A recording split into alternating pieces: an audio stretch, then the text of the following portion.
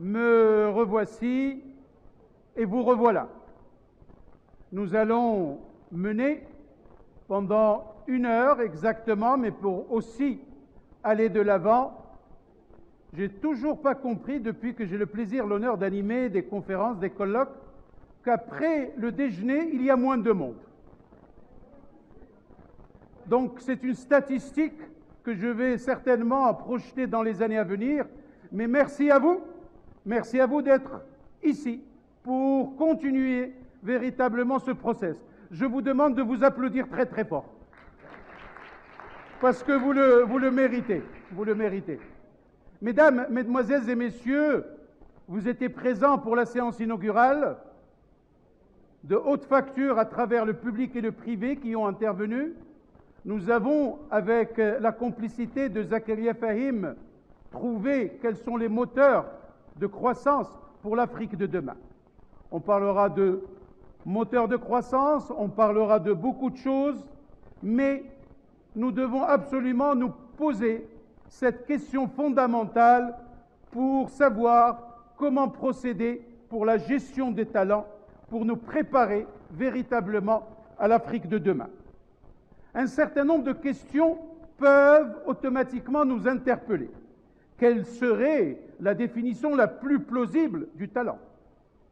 Quel processus éducationnel faut-il implémenter pour nous préparer aux divers défis et aux divers challenges à venir? En d'autres termes, honorable assistance, comment faut-il s'y prendre pour développer the right talent at the right place? En matière de réforme, au niveau public et au niveau privé, comment faut-il faire pour chercher, trouver, intégrer et développer les talents? Pour mener à bien cette première plénière de ce 22e colloque AGEF, richesse humaine, sur cette thématique très très importante, quelle dynamique, avec S en plus, d'accord? Ça veut dire qu'on devra trouver énormément d'orientation, énormément de pistes de réflexion pour en faire les actes de ce colloque. Et bien pour ceci et pour cela, j'ai avec moi une grande dame, diplômée de l'École supérieure de commerce de Montpellier, PNB Paribas, Intelsia, LLD Informatique, entre le Maroc et la France. Aujourd'hui, avec nous, depuis 2013, elle a créé Battenborg International Maroc. Sous vos applaudissements, Sofia Sebti.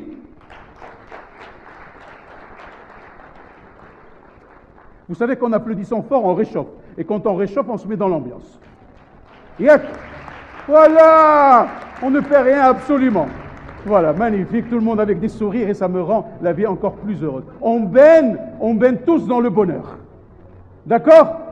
Mesdames, Mesdemoiselles et Messieurs, il est professeur-chercheur à l'EM Lyon et non moins directeur associé du cabinet Accuracy Intelligence. C'est un être intelligent, exceptionnel, exclusif. Nous avons avec nous en direct Youssef Lahlou. Il est connu et reconnu. Il s'est levé sans que je lui dise. 25 ans d'expérience. Il est président de la commission emploi CGM, DRH de NABC et autant en associatif. Hicham Zounet.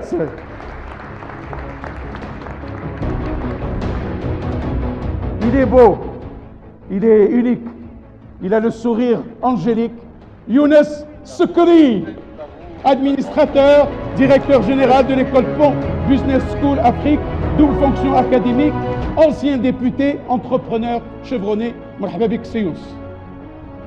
Khatimatou Amisk, il est au Maroc, c'est l'Africain du Marocain de l'Africain. J'appelle Alioune Gay, président du groupe Challenge. Merci. Super.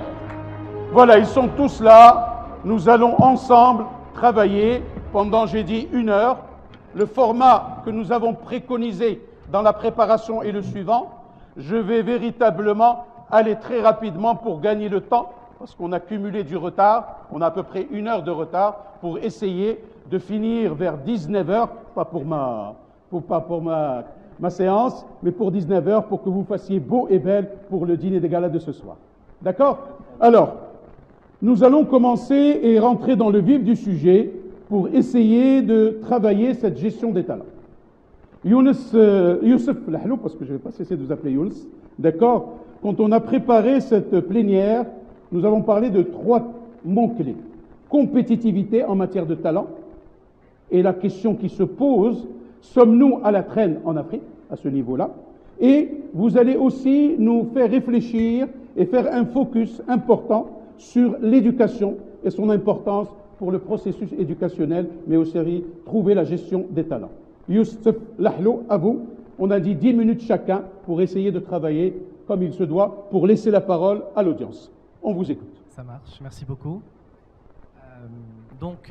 Pour répondre à la première partie de votre question, qui concerne donc la compétitivité du continent en matière de développement des talents. Un peu plus fort, Régis, s'il vous plaît. Merci.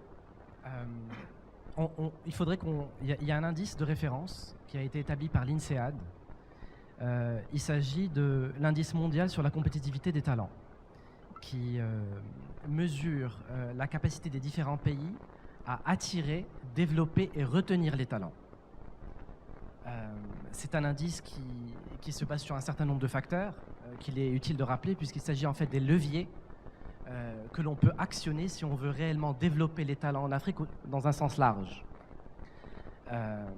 Le premier facteur serait celui de l'environnement réglementaire et commercial, y compris les questions liées à la concurrence, les pratiques de gestion, le fonctionnement des marchés, qui vont réellement créer un environnement propice au développement des talents.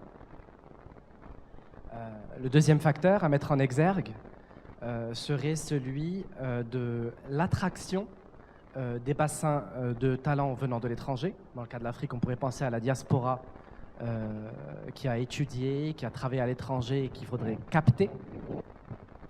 Mais il y a aussi une dimension interne où il faudrait supprimer les barrières qui aujourd'hui entravent le développement de certains talents, comme les femmes, en Afrique. Enfin, un troisième facteur qui est tout aussi fondamental, c'est celui de l'éducation. L'éducation qu'il faut appréhender au sens large et qui inclut aussi bien l'apprentissage, la formation initiale que la formation continue. Donc, fort de ces différents éléments, quid de l'Afrique? En fait, on remarque que sur ce classement de 119 pays, 21 pays africains y figurent. Sur ces 21 pays africains, on en a un seul qui est dans la première moitié du classement, c'est Maurice, qui se classe à la 46e place du fait d'un environnement réglementaire qui est assez propice au développement des talents.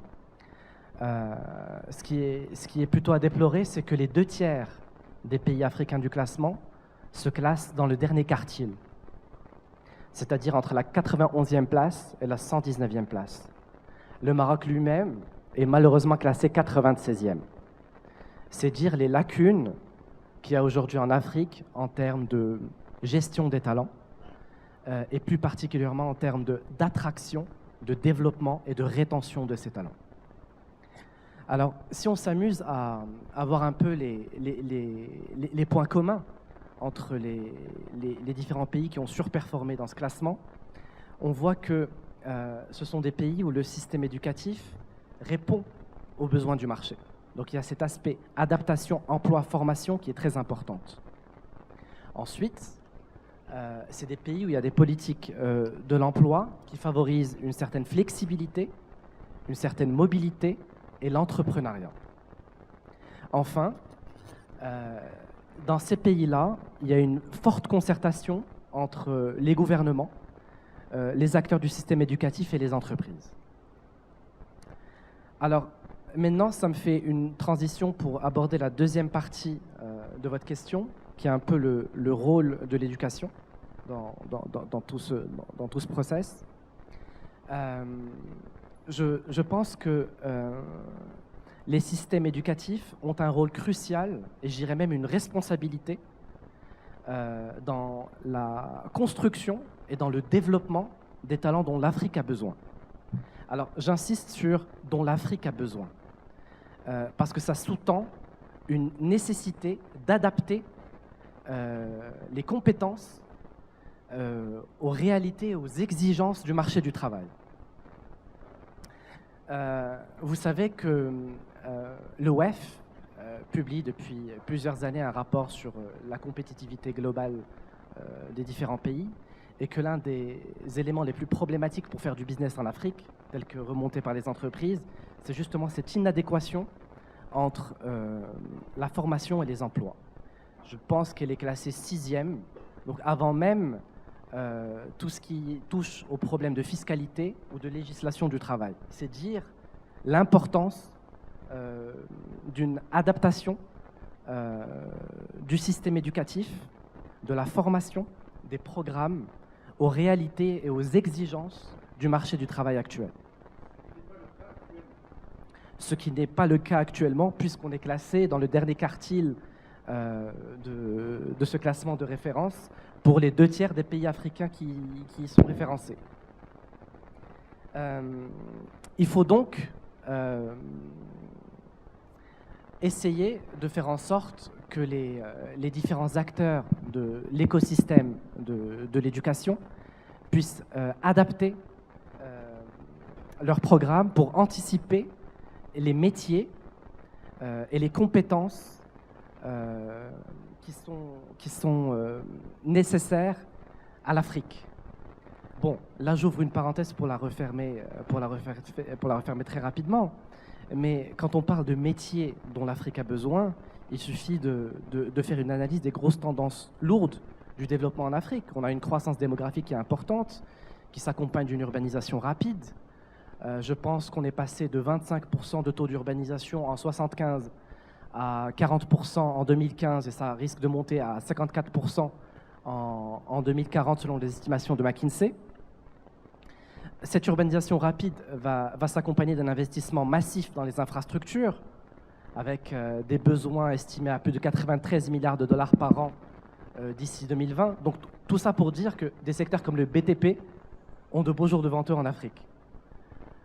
On peut faire le même raisonnement quand on voit que, par exemple, il y a une émergence des classes moyennes, même s'il y a des divergences en termes de statistiques. Là-bas, dit que 34% de la population africaine fait partie de la classe moyenne, la CFAO 13%. Mais bon, l'idée n'est pas réellement de discuter ces chiffres, mais de dire qu'il y a une classe moyenne aujourd'hui en Afrique qui est en train d'émerger et qui va consommer. Donc, encore une fois, les industries de consommation ont de beaux jours devant eux, avec tout ce qui est santé, agribusiness, retail, distribution. On peut faire le même raisonnement pour les nouvelles technologies de l'information et de la communication. Aujourd'hui, en Afrique, vous avez un taux de pénétration du haut débit qui est de 20% et qui risque de monter à plus de 80% en 2020. C'est dire les opportunités énormes qu'il y a dans ce secteur. Après, je ne rentrerai pas dans le détail sur d'autres secteurs comme le développement durable, l'économie verte, etc. Mais ça, c'était pour un peu illustrer la partie métier. C'est-à-dire qu'on sait aujourd'hui, on est capable d'anticiper les métiers dont l'Afrique a besoin. De même, on est capable aujourd'hui de dire de quelles compétences on a besoin. On est rentré dans ce qu'on appelle aujourd'hui la 4e révolution industrielle, qui est une révolution technologique, où les entreprises et les individus doivent développer un certain nombre de skills. Et parmi ces skills, vous avez du savoir-faire technologique, vous avez de la capacité à appréhender du management organisationnel, la capacité à travailler en mode collaboratif, une certaine flexibilité.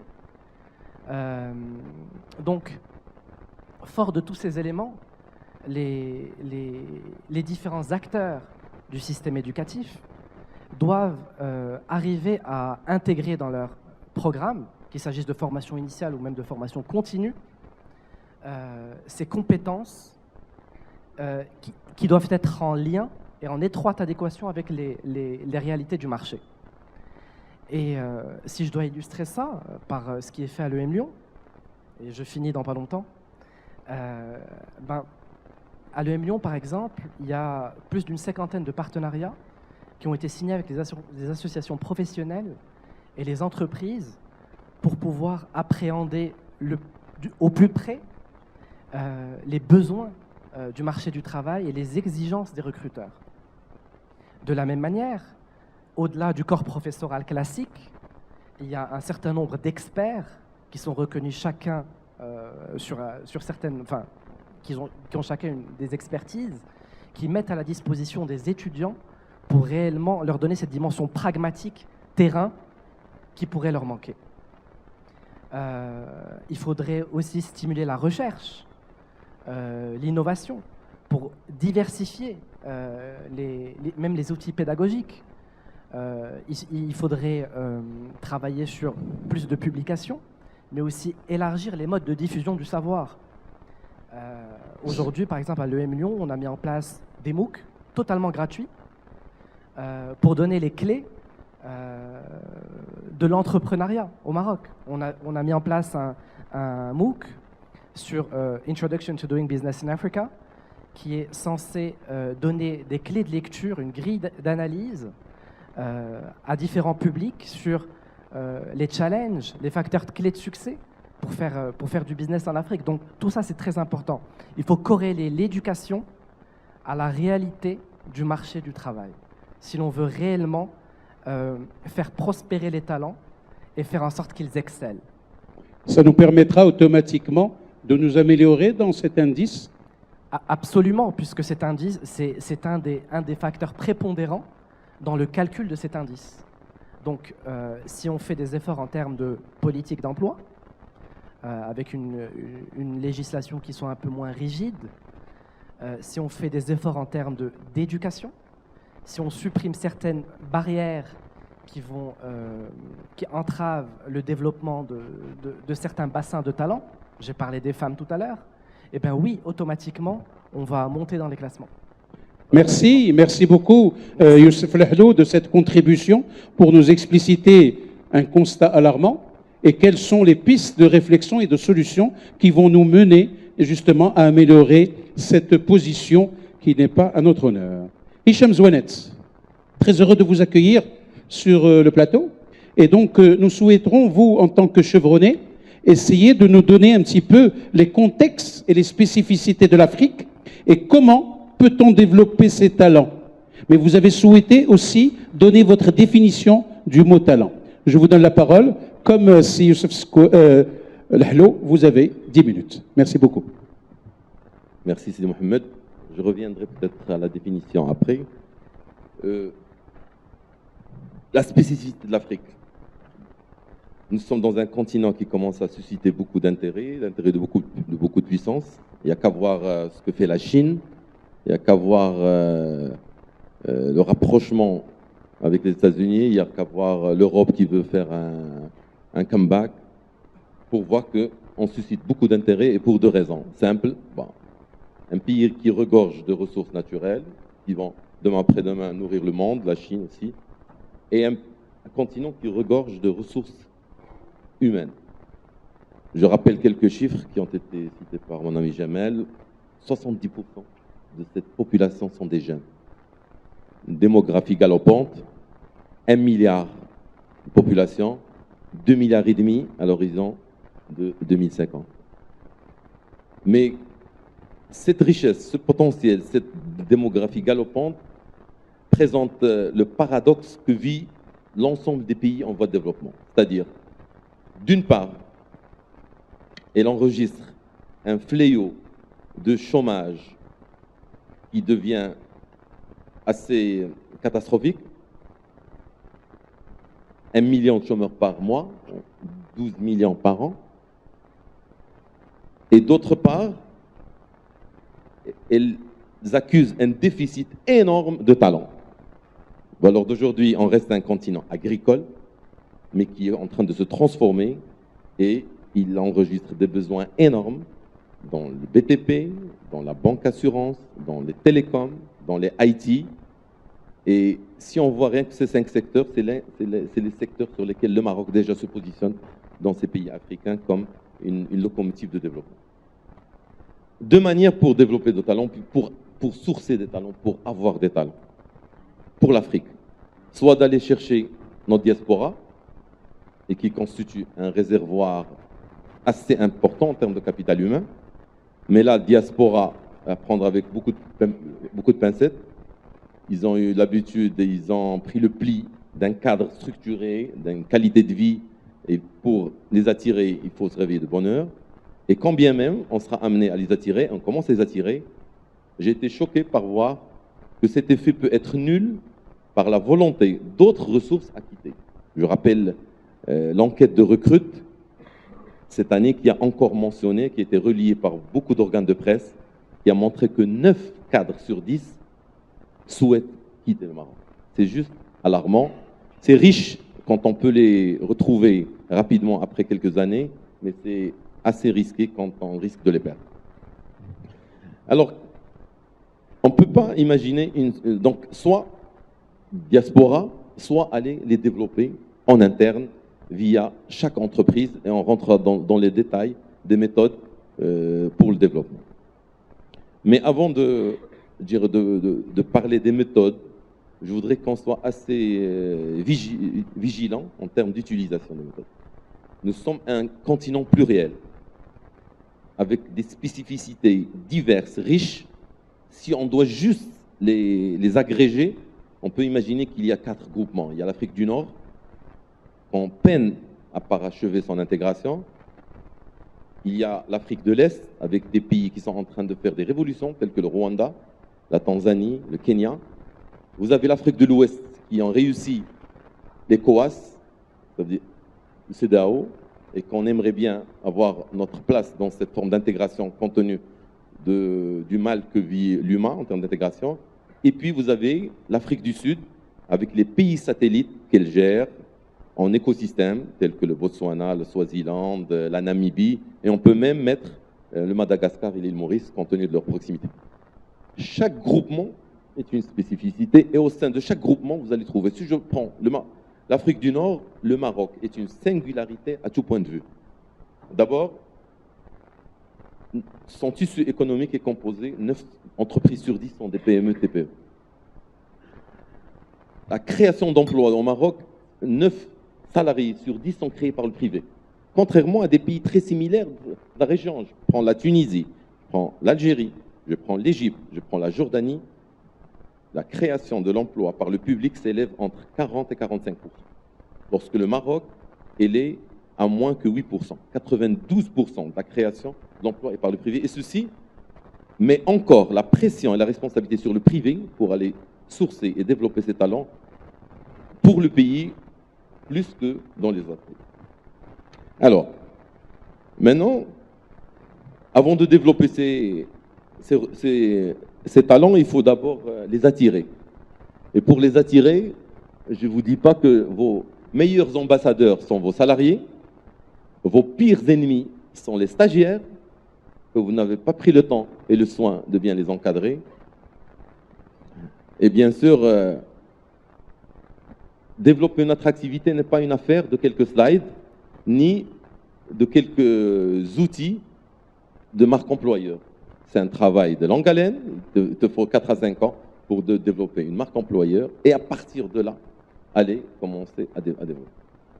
Je ne vais pas beaucoup développer la partie des outils de développement qu'offrent les groupes, je dirais, en matière d'éducation, notamment les programmes leadership. Je vais parler de 4 à 5 moyens de développer les talents dans les entreprises. Le meilleur moyen de développer les talents, c'est de leur donner du travail consistant. Dans le FMCG au Maroc, j'ai eu la chance de travailler dans des groupes où il y a certaines personnes qui travaillent sur des marques qui coûtent 1 milliard de dirhams. Je rappelle, il y a des marques Danone, des marques Coca, des marques P&G, des marques Unilever. Parmi toutes ces boîtes-là, il y a des marques phares qui coûtent en termes de budget entre 500 millions de dirhams et 1 milliard.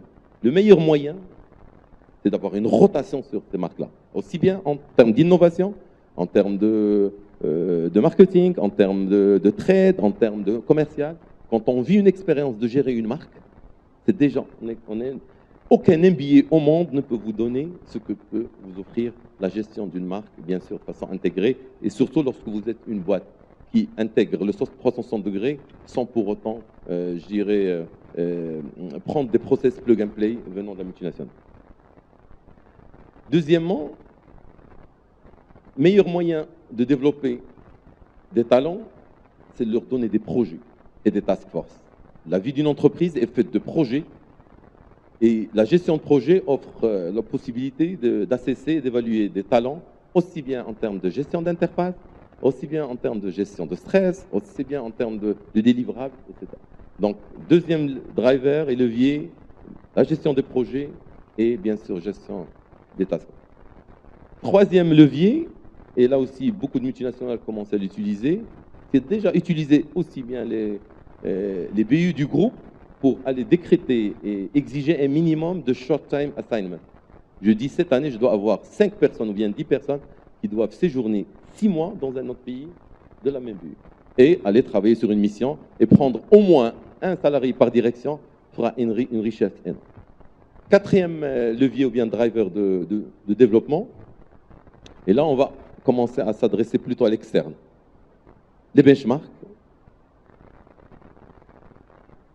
les périodes, les immersions chez les fournisseurs, les meilleurs apprentissages que prennent nos ingénieurs, c'est ce qu'ils découvrent chez les fournisseurs en termes de veille technologique, en termes de veille concurrentielle. Et surtout, lorsque nos fournisseurs sont trop bavards, vous avez l'air à la manière de récolter énormément. Et puis, je vais parler d'un dernier moyen de développement, c'est bien sûr avec des personnes tierces, aussi bien en interne qu'en externe. Tierces en interne, ça peut être du tutorat, du secondment. Des tierces en externe, ça peut être du coaching.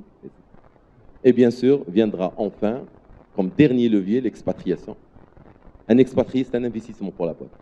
Si on n'en tire pas bénéfices et profits pour qu'il transfère le maximum possible durant les 3 années qui passent, on perd un vrai levier de développement.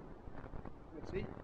Merci beaucoup, Hicham Zouanet, véritablement, qui nous a conceptualisé de façon très intelligente ce processus des manières pour arriver à développer les talents. Vous avez parlé de diaspora, vous avez parlé de talent en interne, vous avez également parlé de ce processus pluriel de notre continent à travers 4 pôles, et vous nous avez donné également les leviers tels que les projets, les BU, les benchmarks et en processus d'expatriés. Merci Hicham Zouanet de votre partage, et je m'en vais chez Sofia Sebti en tant que directrice générale de Batenborg International Maroc. Madame Sebti, en partant de la genèse qui est la vôtre, à savoir orienter talent, vous parlez d'acquisition, de développement et de fidélisation technique. Vous donnez le slide, s'il vous plaît. Quel constat faites-vous de ce processus qu'on appelle communément acquisition, développement et talent? Quel constat de la situation actuelle? Quels sont les écarts et besoins talent-entreprise? Et comme l'ont fait vos prédécesseurs, quelles solutions vous apportez grâce à votre réflexion? Merci beaucoup. Sofia Sebti avec nous pour ce panel 1 du 22e colloque. Je vous remercie, Monsieur Sté. Merci, Madame. Je remercie déjà l'AGEF de nous offrir l'opportunité de débattre d'un sujet qui nous est cher, un sujet qui est un enjeu stratégique pour nos clients, multinationales, grands groupes marocains, acteurs dans le public en transformation et établissement de l'enseignement supérieur, ainsi que nos candidats. Un point pour commencer, un indicateur qui nous suit depuis 28 ans que nous existons, notre track record. Plus de 8000 hauts potentiels ont boosté la performance de plus de 800 entreprises. Aussi, une petite citation d'un monsieur qui nous inspire tous les jours, qui est d'ailleurs le mentor de l'inventeur de la solution que nous déployons au Maroc, que nous avons l'exclusivité sur le Maroc et l'Afrique. C'est Monsieur Deming, qui est l'inventeur de la qualité totale, qui dit « L'important n'est pas de faire de son mieux, mais c'est de savoir quoi faire, puis de faire de son mieux. » Alors, d'où parlons-nous? C'est important déjà de préciser que Batenborg International est un cabinet orienté candidat. C'est vraiment ça qui, moi, m'avait séduite quand on m'avait approché à Paris, quand j'étais chez BNP Paribas. Batenborg International, c'est un cabinet à l'origine hollando-belge qui a 28 ans d'existence, qui en fait était spécialisé depuis le départ sur les fonctions cadre dirigeant et sales et marketing. Donc nous, au Maroc déjà, et en Afrique, première adaptation, dès la première année, nos clients historiques nous ont demandé d'élargir à toutes les fonctions clés, ce que nous avons fait, mais également, nous nous sommes rendus compte par un focus sur les compétences comportementales. J'ai eu l'opportunité d'exercer une fonction équivalente à Paris, et je me suis rendu compte à quel point au Maroc et en Afrique c'était encore plus important. Donc effectivement, l'autre différenciation et l'autre adaptation par rapport aux préoccupations de nos clients locaux a été d'élargir notre offre au talent management, qui inclut le talent acquisition, mais également l'accompagnement des talents durant toute la vie de l'entreprise, la performance durable jusqu'à l'outplacement. Donc en fait, notre ambition avant tout, en tant que lien, parce que c'est vrai qu'avec les multiples allers-retours entre nos candidats, donc orientation forte, notre cœur de cible, c'est la première chose que nous ayons faite quand nous avons intégré le marché marocain, c'est d'aller voir les plus beaux talents du marché. Donc ces allers-retours entre le candidat, les établissements de l'enseignement supérieur qui sont nos clients, puisque nous avons une spécialisation sectorielle, et nos clients entreprises font que nous souhaitons vous faire bénéficier effectivement d'une vision et de ce qui est important pour le développement des talents. Peut-être avant d'aller un peu plus loin et vous apprendre à nous connaître, 3 principes qui sont clés chez Baten Borch. D'abord, vous servir. Vous servir, c'est amener clairement ce qui est attendu en termes de besoins implicites, mais aussi de besoins explicites, mais également de besoins implicites. L'autre valeur, l'autre principe, c'est la confiance, c'est des intérêts alignés. Et enfin, le respect, c'est apporter toujours plus que ce qui va être attendu de nous. Donc, nos axes de travail par rapport au développement des talents. D'abord, effectivement, Hichem l'a fait, mais qu'est-ce qu'un talent? En tout cas, pour Baten Borch, ce qu'il faut préciser, ce n'est pas tous les candidats. Un talent, c'est le collaborateur, cadre intermédiaire, middle management ou cadre de direction. Également, ce que j'aimerais préciser, c'est qu'il n'y a pas de talent dans l'absolu, il n'y a que des talents relatifs. Et pour nous, un talent répond à 3 questions. Donc vraiment, ce qui va rythmer effectivement les différentes solutions qu'on partagera avec vous, c'est ces 3 questions. La première, en entonnoir, elle est nécessaire, mais elle n'est pas suffisante. C'est « Can he do the job ?» Ce sont les compétences techniques. C'est le diplôme. La deuxième question, ce sera « Will he perform the job ?» Will he perform the job, ce sont les compétences comportementales, donc les fameuses soft skills. Et la dernière, qui est la plus subtile, d'ailleurs, toujours inspirée par Deming, nous sommes certifiés ISO 9001 version 2015. Nous couvrons effectivement toute la chaîne, et la question la plus importante sur laquelle je repasse après le business facilitator, le consultant, c'est will he stay in the job, c'est évaluer la motivation et l'inspiration du candidat par rapport à une opportunité. Donc, le premier constat très fort, j'ai eu le plaisir hier d'avoir un petit déjeuner. On organise régulièrement des petits déjeuners thématiques sectoriels avec l'aéronautique et l'automobile, donc essentiellement des directeurs généraux et des DRH. Et clairement, ce qui est ressorti, c'est une tension et un besoin fort sur l'encadrement intermédiaire de bon niveau. Donc ça, c'est le premier point très fortement remonté. Autre constat, c'est clairement, vous l'avez partagé également, c'est aujourd'hui des compétences, une inadéquation entre les attentes des clients et ce que peuvent proposer effectivement les talents du marché.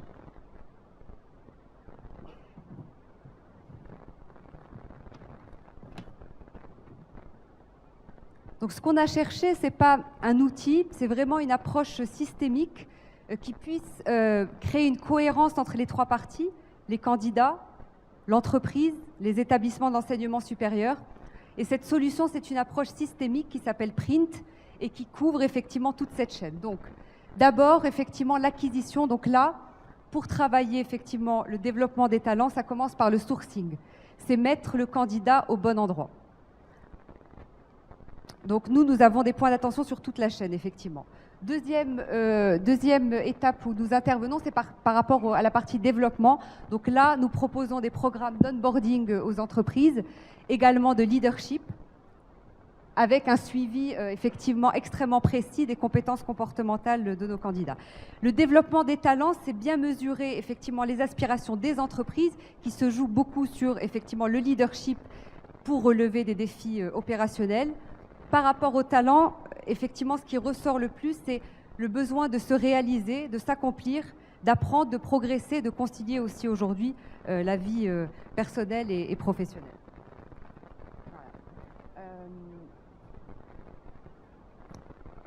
Donc, pardonnez-moi, oui, effectivement, un autre point très important, c'est que Print est enseigné, je donne l'exemple de Bobson College, dans des cours de management pour sensibiliser déjà les candidats à l'importance du leadership et à l'importance des compétences comportementales.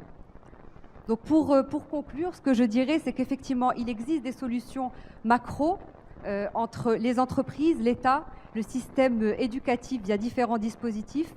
Nous n'entrons pas dans ce cadre-là. Nous nous positionnons plutôt comme le colibri, si je dois prendre une analogie qui m'est chère de Michel Onfray. Donc effectivement, dans un environnement incontrôlable, on fait au mieux avec ce qu'on a. Est-ce que nous avons un cas d'école que vous pouvez expliciter à notre honorable audience par rapport à cette trilogie acquisition, fidélisation et développement? Est-ce qu'on a des exemples concrets que l'on puisse un petit peu mieux expliciter, Madame Subti, par rapport oui, bien sûr. En fait, quand nous avons commencé notre activité, effectivement, en 2013, on était plus positionné sur le recrutement. En fait, dès le départ, le recrutement pour nous était positionné comme un moyen et non pas comme une fin. C'est-à-dire, on recrute un candidat. Déjà, on est positionné, on est reconnu par nos talents comme choisissant nos clients. Ça veut dire quoi choisir ses clients? Ça veut dire vraiment s'assurer qu'il y a un vrai parcours collaborateur qui est offert au candidat et qu'effectivement, le candidat va pouvoir bonifier son parcours. Donc, par rapport effectivement déjà à l'acquisition, plusieurs clients se sont rendus compte que l'accompagnement qu'on offrait une fois qu'on recrute un candidat permettait aux collaborateurs de performer, d'être épanouis et d'atteindre ses objectifs la première année. Donc très vite, en 2014, plusieurs clients nous ont dit « Est-ce que vous ne pouvez pas proposer l'équivalent à des collaborateurs en interne, par exemple pour des promotions internes, quand il y a une prise de poste ?» Et effectivement, c'est là où on s'est dit il faut renforcer ce dispositif. Donc déjà, on l'a fait avec nos méthodes habituelles. Donc dans le cadre de promotion interne, plusieurs clients nous appellent. On essaie de bien comprendre quelles sont les attentes du poste. On évalue le candidat en interne pour ce poste, puis on l'accompagne pendant 1 an. Aussi, peut-être pour compléter ma réponse, c'est vrai qu'on s'est rendu compte chez la plupart de nos clients qui ont des budgets importants que souvent il y avait beaucoup d'outils pour accompagner les candidats, pour développer le talent, mais des outils, on va dire, éparses. Et effectivement, on s'est dit que ce qui ferait la différence, c'est un système, une approche inclusive qui puisse accompagner le talent tout au long de sa carrière. Parce que c'est vrai que quand on parle de développement des talents, souvent avec les établissements d'enseignement supérieur, on peut se poser la question du début. Bien sûr, il y a la formation continue, mais très clairement, le développement du talent se vit tout au long de la carrière du talent. Donc ça, c'est pour la partie développement. Après, pour la partie fidélisation, Hichem l'a dit, vous disiez que les stagiaires pouvaient casser l'image d'une entreprise.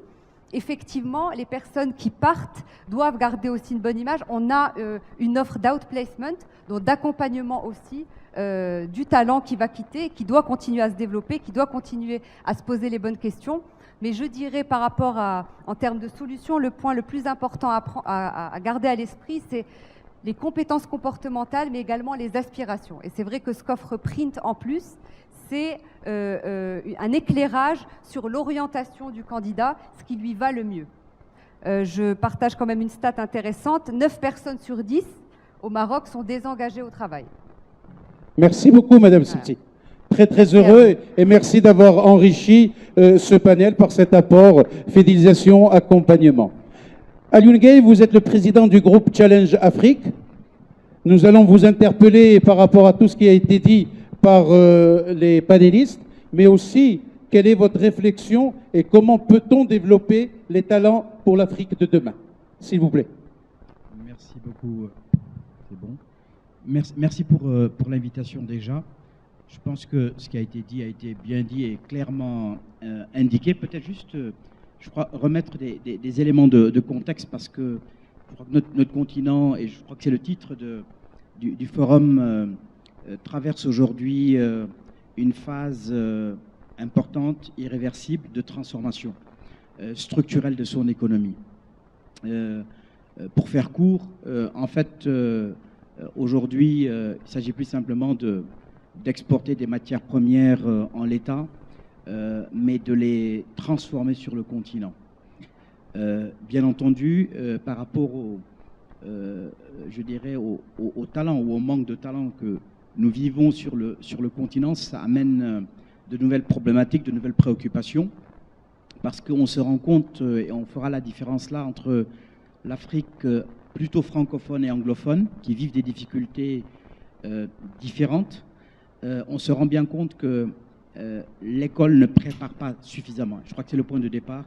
L'école ne prépare pas suffisamment au talent dont nous avons besoin pour accompagner cette transformation structurelle du continent. Transformer, ça passe par l'innovation. L'innovation, c'est de la recherche-développement, mais ça commence d'abord par l'enseignement des sciences. Or, sur ce plan-là, nous avons un passif qui est très lourd, sur tout ce qu'on appelle les STEM, Sciences, Technologies, Electronic Mathematics, où nous ne produisons pas suffisamment d'intelligence scientifique. Ça, c'est un problème. Nous avons de brillants sociologues, historiens, géographies, j'aime beaucoup d'ailleurs, mais aujourd'hui, on est dans une phase où notre développement a besoin de plus d'ingénieurs, a besoin de plus de techniciens, bref, en s'appuyant sur les sciences. Ça, c'est un premier, je crois que c'est un premier sujet. Le deuxième sujet, c'est que l'école, disais-je, ne prépare pas suffisamment à aborder cette mutation, pas simplement sur le continent, mais même à un autre niveau, parce que nous avons, vous en parliez tout à l'heure à l'instant, on a une école qui est encore dans une logique de la répétition, de la mémorisation. Or, tous les métiers du futur, on le sait, qu'il s'agisse d'intelligence artificielle, de big data, de nanotechnologie, de ce que vous voulez, commandent que l'on insiste davantage sur la créativité, sur le travail en équipe, on vient d'en parler à l'instant, sur une domestication, une appropriation des sciences. Et sur ce plan-là, effectivement, nous ne sommes pas prêts. Et on se désole que, bien trop souvent encore, beaucoup de nos universités, sans que ce soit péjoratif, restent quasiment des garderies pour adultes et qui produisent finalement beaucoup sur le plan qualité, c'est péjoratif, mais du déchet qu'aucune entreprise aujourd'hui, entre guillemets, ne peut recruter parce qu'elle ne sait rien faire de ses 10 doigts. Ça, c'est un point parce qu'il y a un très grand écart entre les compétences dont ont besoin les entreprises aujourd'hui et, je pense, ce que l'on offre sur le marché des différentes structures éducatives. Donc je pense que là, il y a vraiment un problème qui ne concerne pas que l'éducation, les RH, etc. C'est vraiment un problème de société de fond. Il faut un vrai contrat social entre les différentes parties prenantes pour justement réinventer l'école de demain, égalitaire, qui donne ses chances à tous. Quelqu'un a évoqué Maurice il y a 1 mois et demi ou 2 mois, j'ai rencontré la présidente de Maurice qui disait que le succès de Maurice, c'est l'éducation de base de qualité, gratuite, et la santé gratuite. Comptez le reste, sur le reste, comptez sur les talents, ils émergeront d'eux-mêmes. Et la preuve, hier, nous attribuions le premier prix Hub Africa, donc aux startups que nous avons sélectionnés sur tout le continent. Et celui qui a gagné le prix, un jeune gamin de 19 ans, Badara Mbeng, expliquait son parcours en disant que il avait de très mauvaises notes en sciences. On l'a orienté à l'insu de son plein gré dans les disciplines littéraires. Et pourtant, il nous a présenté hier, et c'est lui qui a gagné le prix sur le continent, ce qu'on appelle Mbalit, en Wolof c'est la poubelle, mais une poubelle connectée qui parle, qui permet de sensibiliser déjà au tri sélectif les populations. Vous voyez comment est-ce qu'un système, parce qu'il n'est pas bien adapté, risque je dirais, d'écarter, de laisser échapper des talents. Donc vous pouvez imaginer la destruction, les machines à destruction, je dirais, de talents. Pourquoi? Parce qu'on reste encore trop arc-bouté sur les systèmes de sélection, en particulier dans le système francophone, qui malheureusement n'intègre pas la pluralité des intelligences. Aujourd'hui, on le sait, les intelligences sont multiples. Tout le monde connaît Howard Gardner. Elles sont logiques, mathématiques, c'est vrai, mais elles peuvent être émotionnelles. Vous êtes spécialisé RH, vous côtoyez cela tous les jours. Elles sont également relationnelles, elles sont musicales. Donc, cette variété d'intelligence, aujourd'hui, le système tel qu'il existe, ne nous permet pas de le prendre en compte. C'est un grand sujet qu'il nous faut adresser. Troisième sujet, c'est la question, je pense, de la formation professionnelle.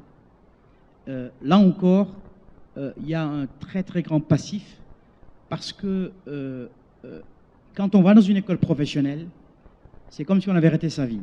Je crois qu'il y a déjà un problème de branding, de valorisation de la formation professionnelle. Et sur ce plan-là, je pense qu'on a un très très grand déficit qui fait que trouver un... Je vous donne un exemple, juste une anecdote très simple. Il y a 6 mois, j'étais en Malaisie et la première chose, avant l'eau, la première chose qu'on demande dans un hôtel, c'est d'avoir le Wi-Fi. Bref, il y avait un problème de Wi-Fi, j'appelle un technicien. En termes de délai de réaction extrêmement rapide, le bonhomme arrive en tenue, etc. Mais il a une approche, il m'a réglé en l'espace de 5 minutes, il m'a réglé le problème. 3 semaines plus tard, je me retrouve à Conakry, dans un hôtel du même standing, et je pose la question, j'ai un problème de Wi-Fi. La personne monte, mais la façon dont il a abordé le sujet, tout de suite, vous voyez qu'il est de bonne volonté, il a toute la bonne volonté du monde, mais vous sentez qu'il y a un problème de process. Il n'a pas été formé à agir. Or, ces questions-là, aujourd'hui, ne peuvent pas être adressées par des tâcherons qui bricolent. Et je crois que c'est sur ce plan-là que nous avons, je dirais, de très, très grands manquements. C'est ce que j'appelle vraiment le manque, c'est le chaînon manquant, c'est le middle management. Ça, on a un problème. Parce que tout à l'heure, on évoquait la question de la diaspora. Effectivement, en termes de talent, nous avons beaucoup de talents dans la diaspora qui ont ces doubles avantages d'avoir bénéficié de ce qu'on appelle exposure. Ils ont vécu dans des environnements un peu plus développés économiquement, ont vécu autre chose et donc peuvent créer des déclics de retour dans leur pays quand ils savent avoir l'intelligence situationnelle, mais également l'humilité. C'est également d'être attentif au retour. On ne peut pas avoir, quand on a un Congolais de la diaspora, qu'on a vécu à Bruxelles, à Londres ou à Atlanta, avoir, je dirais, les mêmes qualités de vie, les mêmes standards quand on va dans son pays. Donc sur ce plan-là, il est aussi important, et c'est ça être intelligent, c'est composer, c'est être agile avec la situation réelle sur le terrain. Donc sur ce plan-là, je pense que également, ça peut fournir un déclic intéressant parce qu'on a là des talents intéressants qu'il nous faut mieux organiser, mieux structurer, mieux capitaliser. Et eux sont d'autant plus ouverts à cela que, en particulier les Africains, qu'ils soient du Nord ou du Sud, sont toujours très attachés à leur environnement, à leur pays d'origine, et de plus en plus au continent. On oublie trop souvent qu'aujourd'hui, 4/5 des migrations se font sur le continent lui-même, pas simplement en dehors du continent. Et je crois que ce qui est intéressant, c'est qu'on observe aujourd'hui ce mouvement des repats, des gens qui reviennent sous différentes formes, soit en venant se réinstaller dans leur pays d'origine ou sur le continent tout simplement, en s'appuyant sur des hubs, Casablanca, Jobourg, Nairobi, ou alors en transférant des fonds. Et aujourd'hui, il y a ce souci justement d'accompagner davantage le développement à travers je dirais des fonds, pour appeler des fonds de la diaspora, qui commencent petit à petit à se structurer, afin que ces transferts d'économie ne soient plus simplement des transferts je dirais, de consommation immédiate, mais qu'ils s'insèrent dans des circuits d'investissement qui accompagnent la transformation du continent dont nous parlions à l'instant. Alors ce qui est intéressant, c'est qu'il y a quand même aujourd'hui des lueurs, parce que vous avez un ensemble d'individualités, ça commence toujours comme ça, qui mettent en place des institutions justement pour embrasser les réalités actuelles et mieux dessiner ce qui se profile à l'horizon. Quand vous prenez par exemple, vous connaissez peut-être une structure qui s'appelle AIMS. AIMS, en fait, a été créé par un mathématicien brillant qui considère qu'il faut aujourd'hui une masse critique de mathématiciens pour accompagner la transformation de notre continent. Et donc, c'est une structure d'excellence qui est basée, le siège est à Kigali, au Rwanda, mais qui est répartie sur tout le continent et où, bien entendu, les pédagogies ont été revisitées pour intégrer tout ce qu'on disait au préalable, afin qu'on ne soit pas, je dirais, dans l'habituel, ce que l'on fait, et qui ne répond pas. On a parlé de l'inadéquation entre les formations aujourd'hui offertes et ce que demandent les entreprises. Je crois que sur ce plan-là, il y a des lueurs. Tout le monde connaît également l'African Leadership University à Jobourg, qui aujourd'hui se déploie et présente également à Maurice, qui produisent des talents, justement, qui ont été présélectionnés, et qui sont accompagnés, et qui aujourd'hui bénéficient de tout ce qui se fait de mieux en matière de pédagogie au niveau mondial. C'est quand même des structures world class. Je pense qu'également, autre quatrième point sur cette question, c'est la formation, parce qu'elle me semble centrale, c'est la formation des fonctionnaires. Parce que finalement, c'est quand même eux qui dessinent les lignes du futur à travers, en prenant des décisions, sur des décisions qui nous interpellent tous, stratégiques, dans les domaines de l'agriculture, de la santé, etc. Et sur ce plan, je pense qu'effectivement, la pédagogie, en termes de formation, mérite d'être regardée. Moi, je suis très frappé en visitant un institut qui s'appelle CST, Civil Service College, à Singapour, où on forme les fonctionnaires. Et on est frappé que dans les cursus, vous ne voyez que team building, leadership, bref, delivery. Donc, ce sont aujourd'hui les sujets dont nous avons besoin sur le continent. Et on parlait de l'importance et le rôle que jouait le privé dans la création des emplois, c'est évident. Mais pour orienter, eh bien, ces politiques, ces décisions politiques, il faut que ces fonctionnaires, ceux qui ont les fonctions régaliennes, soient des vis-à-vis intelligents au même niveau que le privé dont ils orientent les décisions d'investissement et du futur. Et sur ce plan-là, je pense que nous avons beaucoup de progrès à faire parce qu'on sent qu'il y a un très très grand écart de ce point de vue. Enfin, je terminerai sur cela, je crois que mon budget temps commence à se terminer. Vous parlez tout à l'heure de la CEDEAO. Aujourd'hui, on voit que sur le continent, puisque c'est notre centre d'intérêt, les échanges intra sont insuffisants. Même la CEDEAO dont on parlait, en réalité, c'est la structure, c'est l'organisation régionale africaine qui est la mieux structurée, la mieux intégrée, mais qui reste encore une zone relativement extravertie, avec quasiment simplement 13% des échanges qui se font à l'intérieur de la communauté. Donc là, il y a beaucoup de choses à faire. Mais en réalité, c'est pourquoi? C'est parce que c'est le fait également qu'il n'y a pas suffisamment de liens, pour beaucoup de raisons, de contraintes qui se posent, mais dont une me semble importante, et je pense que c'est une proposition, je crois, qui mérite qu'on y réfléchisse, et on s'en rend compte de plus en plus, c'est que on a vu sur le continent européen à quel point un dispositif du type Erasmus a permis d'abord de consolider, de cimenter ce sentiment européen, mais en même temps de développer des liens qui sont les prémices des échanges de biens futurs. Faire du business, ça repose d'abord sur la confiance du vis-à-vis que j'ai en face de moi. Et quand on a développé des relations dans les écoles de commerce, dans les universités, eh bien, ce sont des liens sur lesquels demain on s'appuie pour pouvoir ensuite développer le commerce, développer les investissements. Et sur ce plan-là, je pense que c'est un point important. C'est une proposition que nous faisions hier également.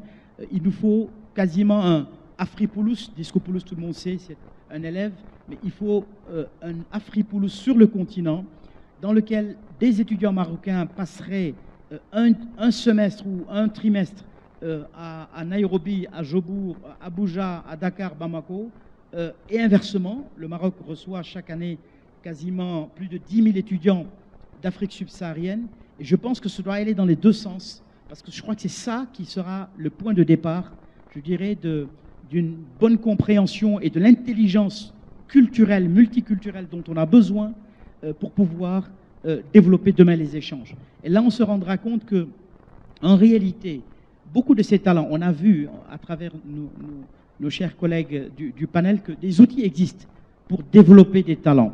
Mais je suis convaincu que beaucoup de talents, en réalité, ne demandent qu'à être révélés. Et c'est les situations qui révèlent les talents. Et c'est en cela que je pense qu'il nous faut créer le cadre, il nous faut créer l'écosystème qui permettra justement de révéler ces talents. Merci, merci beaucoup. Merci à Lyoungay de cette contribution. Réinventer l'école, travailler et mettre en valeur les sciences, travailler en le fond et la forme, la formation en général et la formation professionnelle sont là quelques éléments qui résument un petit peu votre intervention. Monsieur Younes Khoury, nous allons vous interpeller pour votre double casquette, celle d'académicien, mais également de député. Et si vous le permettez, si la question du développement des talents incombe sur le moyen et long terme aux États, quel type de réformes sont nécessaires et avec quel acteur sera la première question que je vous pose. C'est Khoury, merci beaucoup. Merci, merci Si Mohamed. Merci à Si Zakaria et aux organisateurs pour cet excellent événement. En fait, on se rend compte à travers les panels que la question mérite d'être posée de plusieurs façons. Donc, nous avons assisté jusque-là effectivement à une approche entreprise, organisation, on va dire micro, qui fait effectivement que l'on s'intéresse à la question des talents, du développement des talents, la question RH en général, au niveau effectivement d'une structure qui va déployer un certain nombre de moyens pour retenir des talents, pour les développer, les fidéliser ou autres. Bon, des modèles ont toujours été là depuis les années 50.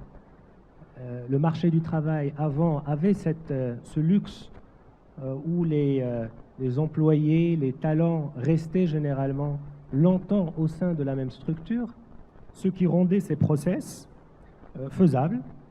Et il était communément admis dans le marché du travail en général, vis-à-vis de la concurrence, que effectivement les entreprises pouvaient développer des plans de succession, etc. Or, aujourd'hui, de plus en plus, nous assistons effectivement à de l'incertitude qui se traduit sur les chiffres, qui se traduit sur les organigrammes, qui se traduit sur les coupes budgétaires et qui se traduit sur même ceux qui vont faire en sorte que les talents puissent être développés. Et donc, nous nous retrouvons finalement avec deux tendances. Des gens qui ne veulent tout simplement pas du tout s'occuper du développement des talents parce qu'ils se disent pourquoi allons-nous développer des talents si la concurrence va le faire pour nous? Et donc, on recruterait de l'extérieur. Et ceux, effectivement, qui s'acharnent et qui veulent absolument déployer des efforts, et ça coûte de plus en plus cher. Une étude très récente de l'année dernière est sortie, elle est enseignée partout dans les universités du monde. Elle a été publiée à Harvard. Et qui, bon, les takeaways, c'est 4 grandes on va dire, directions pour développer les talents, et je ferai le lien avec les réformes, parce que c'est ce qui fait qu'il y a un problème d'échelle. Il y a des choses qu'on ne peut plus faire à l'intérieur d'une entreprise et qu'il faut absolument ramener à l'échelle supérieure. Première chose, bon, l'étude, elle dit qu'il faut s'inspirer du supply chain pour le monde des ressources humaines par rapport à cette question de talent, dans la logique du stock. Supply chain, c'est-à-dire les entreprises ont évolué, les gens ne stockent plus. C'est un peu comme les ressources, ça coûte de plus en plus cher de les stocker, de les entretenir, et donc on va faire en sorte qu'on ne les stockerait plus. Avec 4 principes directeurs. Le premier, c'est faire un dosage entre make and buy. Make, c'est-à-dire en interne, donc investir, etc., dans les talents pour les retenir, et buy, c'est les prendre du marché. Et donc d'où cette dimension qui devient de plus en plus stratégique au sein de l'entreprise, de dire les talents, c'est un investissement. Et donc, si je vais investir, quels sont les plus précieux sur lesquels je ferai un investissement en interne par rapport à ceux que j'achèterai qui sont plus common on the shelf, un peu qu'on trouverait pas dans un supermarché, mais deuxième aspect très important pour le développement des talents, toujours à l'échelle microscopique, c'est cette question d'incertitude. Il y a tellement d'incertitudes, on ne peut plus être sur des programmes de 2 ans, de 3 ans, ou même d'une année. Il faut avoir des programmes plus courts, en alternance entre, je pense que vous l'avez dit, c'est Hicham tout à l'heure, effectivement, pour mettre les gens entre la formation et le...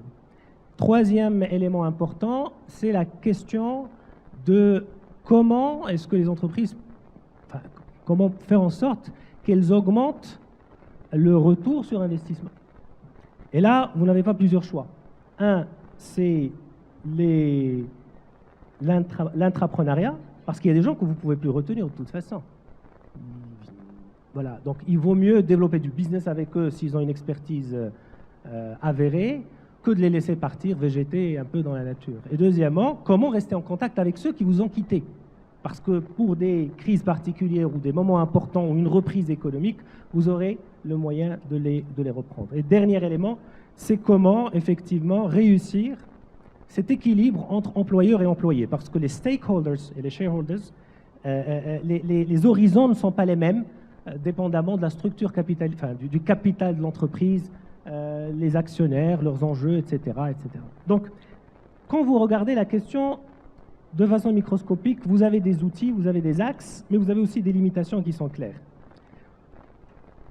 Beaucoup de gens ont réfléchi, ils ont dit, on pourrait effectivement ramener ça à l'échelle d'une nation ou d'un secteur qui s'organise pour pouvoir offrir des plateformes qui permettraient effectivement une meilleure gestion intelligente, on va dire, de ces talents-là, parce que de toute façon, vous avez des asymétries dans le marché de travail, relations employé-employeur, la force, le law enforcement, entre ce qu'on appelle the jury and de facto policies, c'est-à-dire vous avez des lois qui vous disent que si quelqu'un a bossé chez vous, que si vous lui avez financé des formations, etc., vous pouvez verrouiller vos contrats de travail, mais après, s'il part, vous avez beau le suivre, le poursuivre en justice, le marché du travail, la pression, la question sociale, les permissions politiques, l'opinion publique, la médiatisation des affaires fait que vous allez être perçu de toute façon comme étant un très mauvais employeur qui est un peu qui fait un peu la chasse aux sorcières.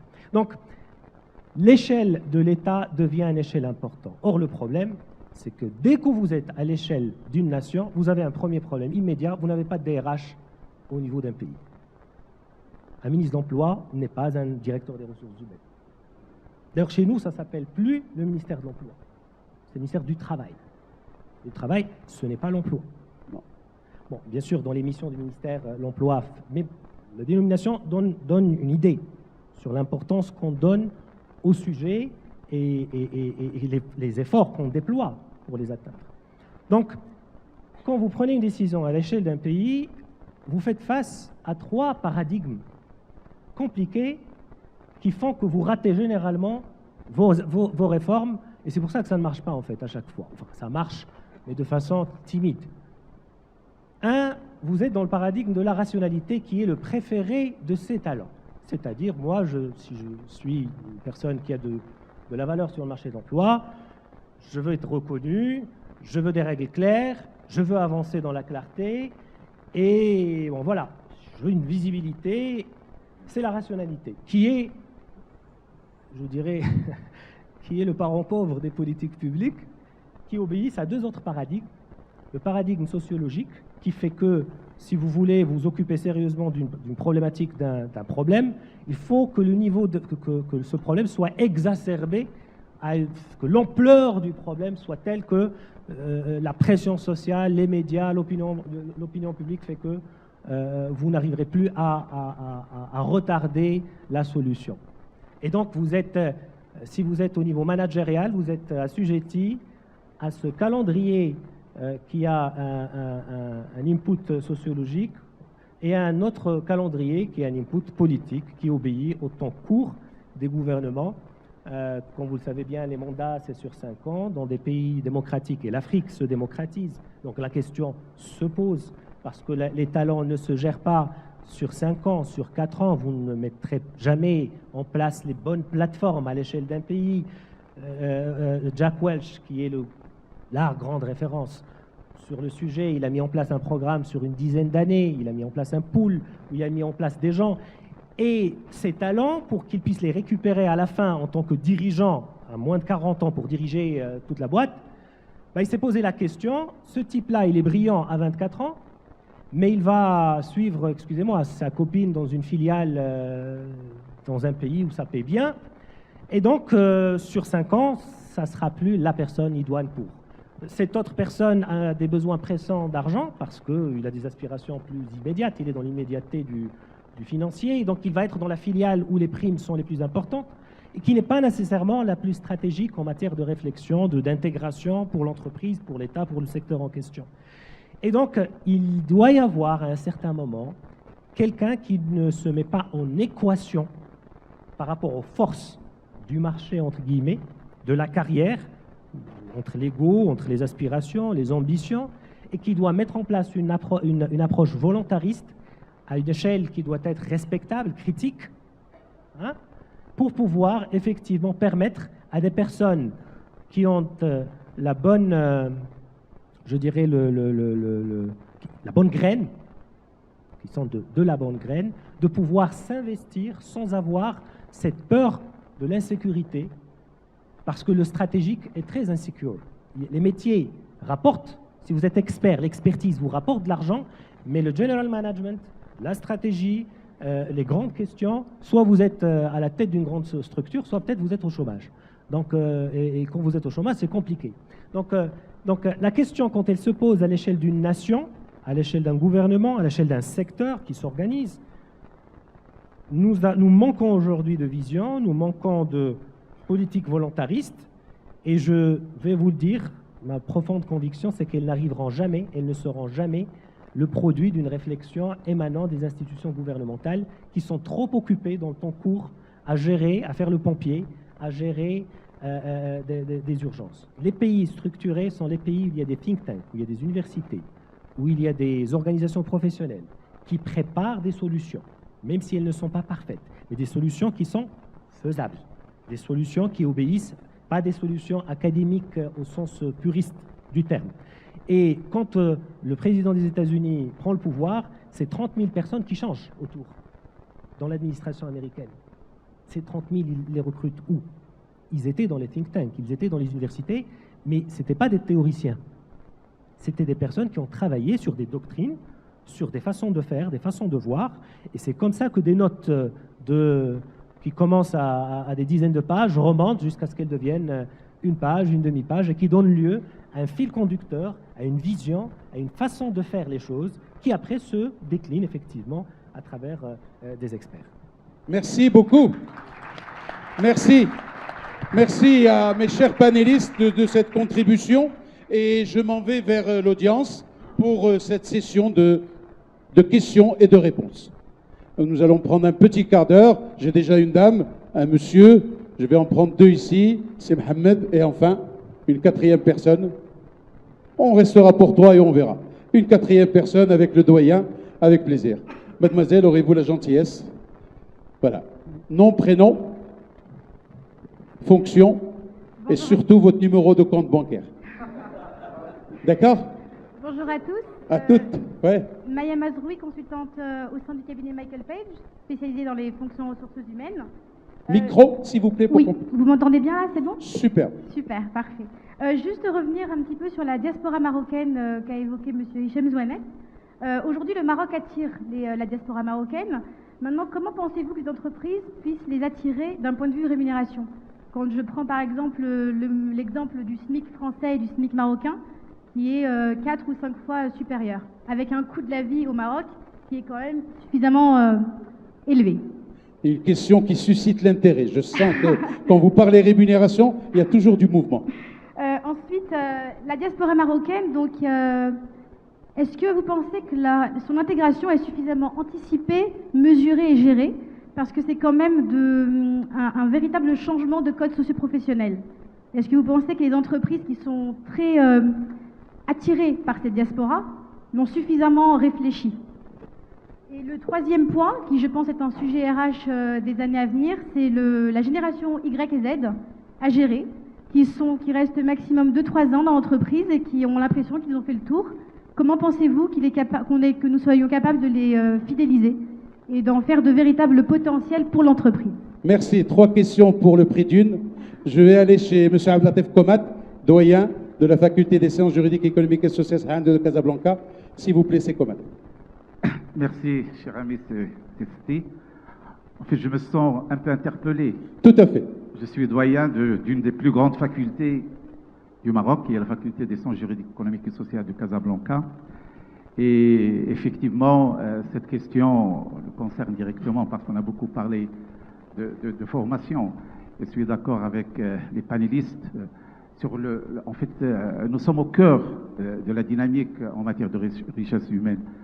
Alors, bien évidemment, je partage un peu le constat par rapport au manque, notamment de tout ce qui est accompagnement, de tout ce qui est développement personnel et interpersonnel, qui sont des dimensions fondamentales chez un futur cadre, parce qu'effectivement, nous avons une formation, je dirais, entre guillemets, de qualité en matière de technique, mais ce qui reste à développer, c'est cette dimension, un peu de prise d'initiative, de leadership, toutes ces dimensions comportementales. Alors, en fait, ma question par rapport aux panélistes, c'est que nous avons quand même des niches d'excellence que nous développons, mais nous les développons grâce à l'appui des professionnels. Nous avons des masters, nous avons des doctorats qui ont des taux d'insertion très élevés, et l'idée, c'est d'essayer d'amener davantage les professionnels à considérer cette problématique comme la leur. Parce qu'on a beaucoup évoqué d'autres expériences d'autres pays, et les pays dans lesquels cette dynamique réussit, ce sont les pays dans lesquels l'entreprise considère la formation comme l'une de ses responsabilités. Et ce qu'on souhaiterait, c'est que, avec la CGEM, dans laquelle il y a une commission relations université-entreprise, dans d'autres instances, que l'on ressente davantage d'implication, non pas seulement de faire le constat de l'extérieur, mais de s'approprier cette problématique, parce qu'on le sait tous, la problématique de la formation, c'est une problématique nationale, c'est une problématique de société, et on voudrait qu'il soit partagé par tout le monde, et non pas de faire le constat de l'extérieur et de ne pas participer à la résolution de cette question, qui est une question complexe, effectivement. Merci, Monsieur le doyen. Donc, réinventons l'école ensemble. C'est un petit peu dans ce process. Président, votre question. Merci d'abord pour la qualité du panel. Et ma question est plutôt, je sais qu'il y a des gens qui travaillent sur l'Afrique. J'aimerais savoir, est-ce qu'il y a un talent TTT en Afrique, un talent tout-terrain? Parce que ce qu'on demande aux talents en Afrique, on ne le demande pas ailleurs. Donc, est-ce qu'on a ces profils qui existent aujourd'hui, qui n'ont pas envie de partir de l'Afrique, mais qui ont envie de travailler l'Afrique? De quel profil on parle? Merci, merci Président. Donc maintenant, on a accepté le 3 fois T. Hein? Et la quatrième et dernière question, c'est bon, c'est Mohamed Abdelhak, passe-président de l'AGEF. Très bien, Mohamed Abdelhak, passe-président de l'AGEF. En fait, c'est Younes qui m'a interpellé, j'irai en évoquant cette relation entre le politique et l'économique. Et tout le monde sait aujourd'hui que le temps politique est très très lent par rapport au temps économique. Donc, en fait, je crois que Sa Majesté le Roi a prouvé que le politique peut aujourd'hui anticiper sur l'économique. Il y a provocation d'un déclic aujourd'hui avec cette ouverture sur l'Afrique. Et que nous sommes aujourd'hui en train de chercher les moyens pour concrétiser et aller rapidement. La problématique aujourd'hui, c'est de trouver au niveau des talents qui vont aujourd'hui animer ce développement de l'Afrique. Est-ce que c'est l'entreprise, parce qu'en fait c'est l'entreprise au Maroc qui est créatrice de l'emploi, est-ce que c'est l'entreprise qui doit s'adapter aux talents ou que c'est les talents qui doivent s'adapter à l'entreprise? La problématique, à mon sens, elle est dans le sens du développement que prend l'entreprise.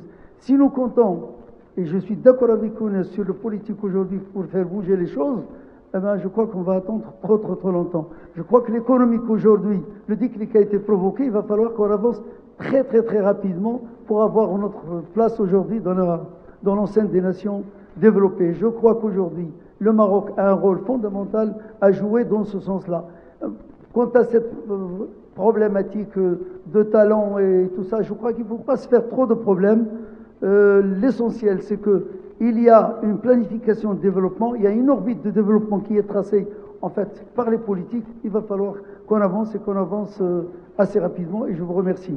Merci pour cette contribution. J'ai oublié le matin de féliciter nos amis de l'AGEF pour cette organisation impeccable, et je suis sûr aujourd'hui que les résultats ne seront que bien, et je vous félicite vous-même, le maître de cette cérémonie. Vous avez été exceptionnel ce matin. Merci. Et pas cet après-midi. Merci. D'accord, vous l'avez compris. C'était la page pub. C'était la page pub de cet après-midi. Mais vous êtes un monsieur qui est pour moi une inspiration. C'est Mohamed Abdelhak. Quand j'ai eu le plaisir d'adhérer à la GEF, c'est aussi grâce à vous. Voilà. Je vous remercie. Voilà, on se rend la monnaie. Hein. Voilà, c'est magnifique. Très bien. On les applaudit très fort. Voilà, donc nous sommes interpellés.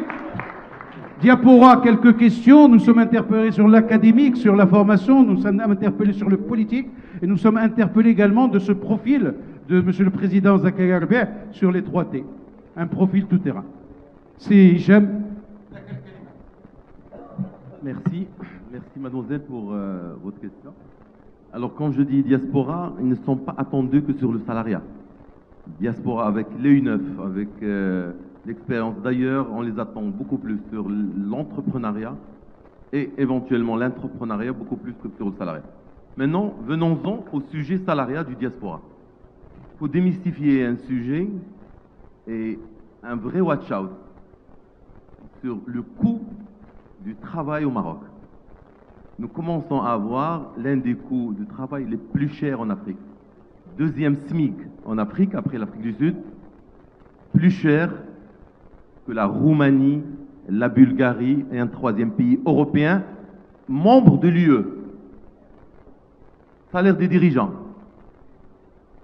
Les salaires des dirigeants des top 30 n'a plus rien à voir, à envier au salaire des dirigeants des top CAC 40 en France. Maintenant, la problématique, c'est qu'on est un marché petit en termes de taille. Si on draine beaucoup, on n'aura pas beaucoup de place avec des positions qui offrent des salaires équivalents. Mais sur le plan salarial, nous commençons à voir un coût du travail, aussi bien sur les charges sociales, l'un des coûts de charges sociales les plus élevés au monde, et on n'en a pas pour notre argent, avec un premier petit filet social qui est l'IPE, alors que quand on paye en Suède du 19%, 20% des salaires bruts en charges sociales ou en France, on a 3 cascades, on a 3 strates, on a 3 filets sociaux. Au Maroc, on n'en a pas. Donc, on paie plus cher, le coût du salaire est plus cher. Attention, et heureusement, tout ne se, je dirais, le salaire en absolu ne vaut rien. Moi, je peux payer une personne 3 fois plus si sa productivité peut refléter le coût de son salaire. Pour la partie qualité de vie, adaptation. Alors là, on va revenir à la définition du talent. Si quelqu'un du diaspora veut intégrer le pays, il faut qu'il intègre également le code. On n'a pas les mêmes qualités de vie, mais l'adaptation. Quand on définit, j'ai oublié tout à l'heure de définir le talent dans l'entreprise, il est beaucoup moins divers. On converge beaucoup plus que sur le concept de la sémantique. On converge vers le croisement de 2 critères. La performance durable, on la croise avec le potentiel. Et ce potentiel, c'est un code d'attitude et de comportement dont l'adaptation au contexte pour quelqu'un qui vient du diaspora s'avère capitale. Si quelqu'un vient et on doit tout adapter pour lui, il n'est pas le talent attendu. Et dernier point sur la génération Y, là il n'y a pas photo. Là on est obligé de s'adapter. Je crois que si Maslow était là, il aurait mis le Wi-Fi dans les besoins basiques. Attends, quand on rentre dans un restaurant, on demande le Wi-Fi avant le... Pas mal celle-là. Complément d'enseignement, Madame Septi. Moi, je répondrai sur la fidélisation de la génération Y et Z et sur le talent tout-terrain africain. J'ai été interpellée depuis que nous sommes au Maroc de voir à quel point des talents, et souvent les plus diplômés, sont désengagés au travail, se posent des questions, manquent de motivation et envisagent des réorientations, soit dans l'entrepreneuriat, soit dans des choix effectivement de carrière. Donc par rapport à la fidélisation de cette génération, très clairement, là où il faut l'éclairer, c'est qu'elle apprenne à se connaître. Alors bien évidemment, l'entreprise et des acteurs comme nous ont une responsabilité là-dessus, d'où encore des solutions comme Print qui permettent de se connaître, de connaître son profil, de connaître quelle est l'orientation la plus pertinente pour un profil comme nous pour être épanoui. Parce qu'on est convaincu qu'il ne peut pas y avoir de performance sans épanouissement. Donc ça c'est clair, anticiper les besoins, apprendre à cette génération à se connaître, l'encourager à ne pas hésiter de changer de voie si elle n'est pas assez motivée pour performer et pour s'accomplir. Pour le talent tout-terrain africain, pour avoir eu l'opportunité de recruter des patrons au Cameroun, en Côte d'Ivoire, au Sénégal, que ce soit dans l'industrie ou que ce soit dans les services financiers, très clairement, je suis absolument convaincue qu'il n'y a pas de talent tout-terrain. En fait, ce qui s'applique au Maroc s'applique à tout autre pays africain avec ses particularités et également à toute entreprise. Chaque entreprise a une culture, une ADN qu'il faut d'abord comprendre. Nous, clairement, avant de recruter pour un client, on va toujours rencontrer tout le circuit de décision, bien comprendre la culture de l'entreprise, bien comprendre la raison d'être du poste avant de prendre un mandat et de bien s'assurer aussi qu'il y a un parcours collaborateur qui est offert à ce futur candidat. Donc très clairement, un talent tout-terrain, je ne pense pas. Chaque problématique est spécifique déjà au Maroc, donc même pour des fonctions, il n'y aurait pas de talent tout-terrain, et également pour l'Afrique, pour chaque pays africain. Merci Madame Sebti. Vous avez été interpellé, Monsieur Lehlou, quand Monsieur le doyen a parlé. Je pense que vous pouvez apporter des éléments de réponse par rapport à tout ce qui est académique, tout ce qui se fait pour réinventer l'école avant de donner à Alioune Gueye, qui est lui mis en valeur. Avez-vous des éléments un petit peu intéressants qui peuvent nous... En fait, j'avais noté dans l'intervention du doyen, je pense, est-ce que c'est le talent qui doit s'adapter à l'entreprise ou est-ce que c'est l'entreprise qui doit s'adapter au talent? C'est M. Mohamed Abdelhak qui avait. D'accord. Bon, voilà. Je vais quand même répondre à cette question. Ouais. Je crois que clairement, un talent n'a de sens que si son talent ne s'exprime que par rapport à une fonction. Il n'y a pas de talent dans l'absolu. Donc, l'entreprise doit a un certain profil qu'elle recherche, et c'est au système éducatif de préparer au mieux la construction et le développement de ce talent pour que, j'ai envie de dire, la greffe prenne le plus naturellement possible. Je voulais aussi rebondir sur la partie génération Y, génération Z. Enfin, aujourd'hui, le grand problème, c'est qu'on est dans une société de services, et donc il y a une perte de sens. Donc c'est cette quête de sens qui n'était pas là dans les générations précédentes où les gens étaient embarqués dans... savaient réellement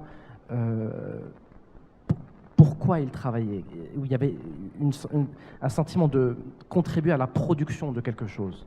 Là, les gens ont pour beaucoup l'impression enfin, il y a beaucoup de vent, ce qui implique une démotivation, de ce qu'on appelle aussi le bored out.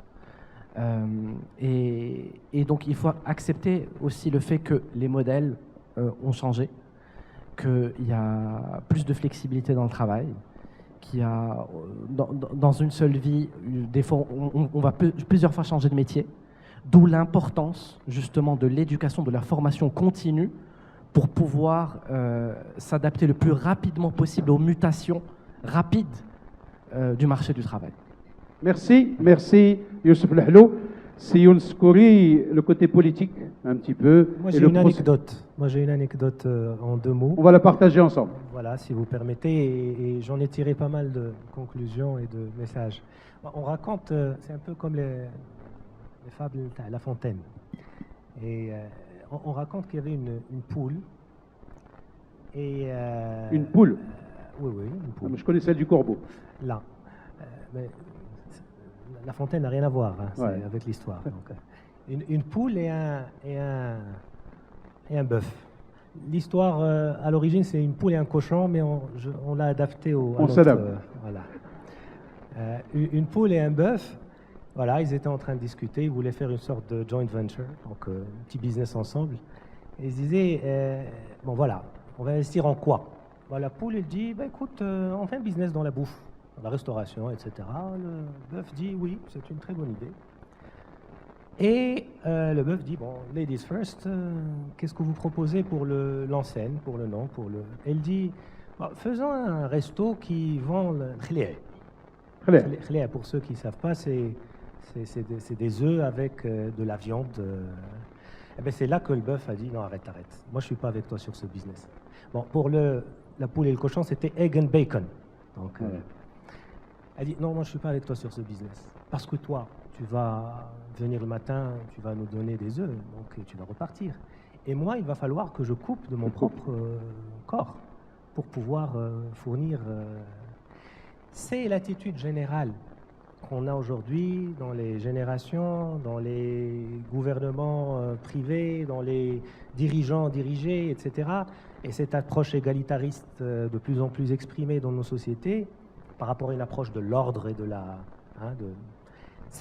vous allez toujours trouver des gens qui viennent qui expriment une forme de contribution au sujet dans la direction d'une entreprise, dans une stratégie, dans la construction d'un projet, à l'image de la poule. C'est une contribution, puis elle s'en va. Mais il y aura toujours, à la fin de l'histoire, quelqu'un qui va devoir, une entité, une structure, un niveau donné, qui va supporter directement le poids final pour trouver la solution. Tant que nous n'avons pas les mécanismes à l'échelle microscopique de l'entreprise, à l'échelle interprofessionnelle et à l'échelle étatique, d'un rééquilibrage entre ces deux attitudes de concerner et d'impliquer, c'est la poule et le bœuf, tant qu'on ne rééquilibrera pas, je ne pense pas qu'on sera dans une logique de construction d'une solution à dimension civilisationnelle. Parce que c'est au-delà, c'est des attitudes qu'on parle, c'est pas juste des process qu'on va dérouler qui donneront de l'effet. Merci pour l'anecdote, mais c'est Younes, pour la projection.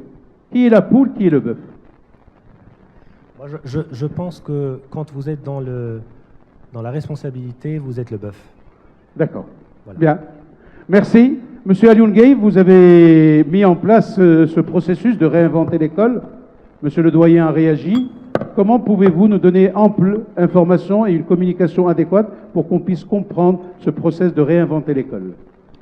Parce que je pense que c'est un élément important dans la réussite de trouver, de découvrir et de développer les talents. S'il vous plaît. Monsieur le doyen a raison, et je pense que la vraie problématique qui s'adresse à tous nos pays, c'est la vitalité démographique qui fait qu'aujourd'hui, on a le sujet de l'éducation de masse de qualité. Voilà la problématique. Hier, j'étais avec le président de l'université, il m'indiquait que dans toutes les facultés de sciences, ils n'ont pas de problème d'insertion professionnelle. Là où on a le problème, c'est au niveau des humanités, ou des sciences de gestion souvent, parce que c'est là où s'agglomèrent beaucoup qui ont moins peut-être de facilité dans les sciences et qui viennent, je dirais, un peu encombrer ces facultés. Donc il y a un problème de nombre qui se pose. Mais je crois que l'interpellation de monsieur le doyen, elle est de dire qu'aujourd'hui, il nous faut une pédagogie inversée, en particulier avec le patronat. Et c'est pour ça que je parlais tout à l'heure de contrat social. Ce n'est pas que l'affaire de l'université, ce n'est pas que l'affaire du politique.